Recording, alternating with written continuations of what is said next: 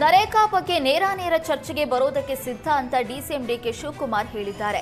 ಬೆಂಗಳೂರಿನಲ್ಲಿ ಮಾತನಾಡಿದ ಡಿಕೆಶಿ, ಕುಮಾರಸ್ವಾಮಿ ಡಿಬೇಟ್ಗೆ ರೆಡಿ ಇದ್ದೇನೆ ಅಂತ ಹೇಳಿದ್ದಾರೆ. ಯಾವ ಟಿವಿಯಲ್ಲಿ ಬೇಕಿದ್ರೂ ಚರ್ಚೆಗೆ ಬರಲಿ, ನಾನು ಯಾವತ್ತು ಬೇಕಿದ್ರೂ ಚರ್ಚೆಗೆ ಬರ್ತೀನಿ ಅಂತ ಡಿಕೆಶಿ ಹೇಳಿದ್ರು. ಯಾರಾದರೂ ಬರಲಿ, ನಾನು ಚಿಲ್ಲರೆ ಪಲ್ಲರೆ ಸಣ್ಣ ಪಣ್ಣವರಿಗೆಲ್ಲ ಬಂದ್ರೆ ಹೋಗಲ್ಲ. ಎಚ್ಡಿಕೆಗೆ ಪಂಥಾಹ್ವಾನವನ್ನ ಸ್ವೀಕರಿಸಿದ್ದೇನೆ. ಅವ್ರು ಯಾವತ್ತು ಹೇಳ್ತಾರೋ ಅವತ್ತು ನಾನು ರೆಡಿ ಇದ್ದೇನೆ. ಪಬ್ಲಿಕ್ ಡಿಬೇಟ್, ಅಸೆಂಬ್ಲಿ ಅಥವಾ ಟಿವಿ ಡಿಬೇಟ್ನಲ್ಲಿ ಮಾತನಾಡೋದಕ್ಕೆ ನಾನು ರೆಡಿ ಅಂತ ಡಿಕೆಶಿ ಹೇಳಿದ್ರು.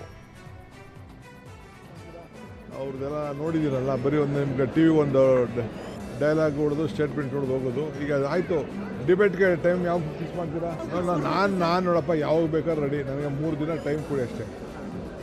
ಇವತ್ತು ಸಾಯಂಕಾಲದಿಂದ ಬೇಕಾದ್ರೆ ರೆಡಿ. ನಾನು 3 ದಿನ ಗಡುವ ಸರ್? ಅಲ್ಲ, 3 ದಿನ ಟೈಮ್ ಅಡ್ಜಸ್ಟ್ ಆಗಬೇಕಲ್ಲಪ್ಪ. ನಂದು ನನಗೇನು ಪ್ರಿಪ್ರೇಷನ್ ಬೇಡ, ನನಗೆ ಯಾವ ಪ್ರಿಪ್ರೇಷನು ಬೇಡ, ನನಗೇನು ಪ್ರಿಪ್ರೇಷನ್ ಅವಶ್ಯಕತೆ ಇಲ್ಲ.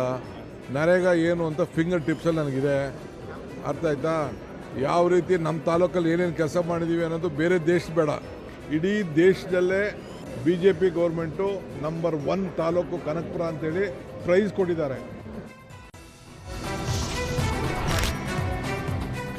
ಕೇಂದ್ರ ಸಚಿವ ಎಚ್.ಡಿ. ಕುಮಾರಸ್ವಾಮಿ ಮತ್ತೆ ರಾಜ್ಯ ರಾಜಕಾರಣಕ್ಕೆ ಬರ್ತಾರೆ ಎಂಬ ಚರ್ಚೆ ಜೋರಾಗಿದ್ದು, ಈ ಸಂಬಂಧ ಸಚಿವ ರಾಮಲಿಂಗಾರೆಡ್ಡಿ ಪ್ರತಿಕ್ರಿಯೆ ನೀಡಿದ್ದಾರೆ. ಬೆಂಗಳೂರಿನಲ್ಲಿ ಮಾತನಾಡಿದ ರಾಮಲಿಂಗಾರೆಡ್ಡಿ, ಬಿಜೆಪಿ ಜೊತೆ ಜೆಡಿಎಸ್ ಇರೋವರೆಗೂ ಕೂಡ ಅದು ದುರ್ಬಲ ಆಗುತ್ತಾ ಹೋಗುತ್ತೆ, ಮುಂದಕ್ಕೆ ಜೆಡಿಎಸ್ ಭವಿಷ್ಯ ಮಂಕಾಗುತ್ತೆ ಅಂತ ಹೇಳಿದ್ರು. ಬಿಜೆಪಿ ಜೊತೆ ಎಲ್ಲಿಯವರೆಗೆ ಜೆಡಿಎಸ್ ಇರುತ್ತೋ ಅಲ್ಲಿಯವರೆಗೂ ಆ ಪಕ್ಷಕ್ಕೆ ತೊಂದರೆ ಕಟ್ಟಿಟ್ಟ ಬುತ್ತಿ. 2028ಕ್ಕೆ ಮತ್ತೆ ನಮ್ಮ ಕಾಂಗ್ರೆಸ್ ಸರ್ಕಾರವೇ ಅಧಿಕಾರಕ್ಕೆ ಬರಲಿದೆ. ಬಿಜೆಪಿಯಲ್ಲಿ ಗೊಂದಲ ಇದೆ, ನಾಯಕತ್ವದ ಕೊರತೆ ಇದೆ. ಬಿಜೆಪಿ ಅಧಿಕಾರಕ್ಕೆ ಬರಲ್ಲ, ಜನರ ಮೇಲೆ ವಿಶ್ವಾಸ ಇಟ್ಕೊಂಡಿಲ್ಲ ಅಂತ ಸಚಿವ ರಾಮಲಿಂಗಾರೆಡ್ಡಿ ಹೇಳಿದರು. ಜೆಡಿಎಸ್ ಎಲ್ಲಿವರೆಗೂ ಬಿಜೆಪಿ ಜೊತೆ ಜೆಡಿಎಸ್ ಇರುತ್ತೆ, ಆ ಪಕ್ಷ ಡೈಲ್ಯೂಟ್ ಆಗ್ತಾ ಹೋಗುತ್ತೆ.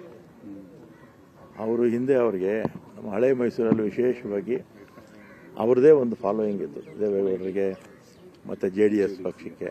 ಈಗ ಬಿಜೆಪಿ ಜೊತೆ ಸೇರಿಕೊಂಡು ಅವ್ರ ಪಕ್ಷ ಡೈಲ್ಯೂಟ್ ಆಗುತ್ತೆ.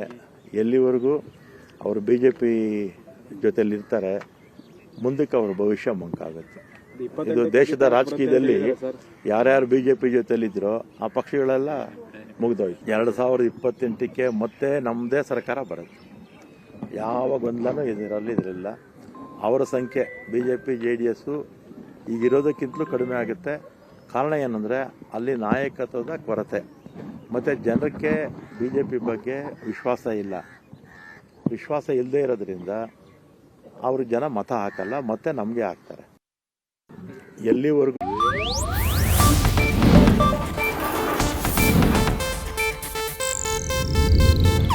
ಇದು ಏಷ್ಯಾನೆಟ್ ನ್ಯೂಸ್ ನೆಟ್ವರ್ಕ್ ಪ್ರಸ್ತುತಿ.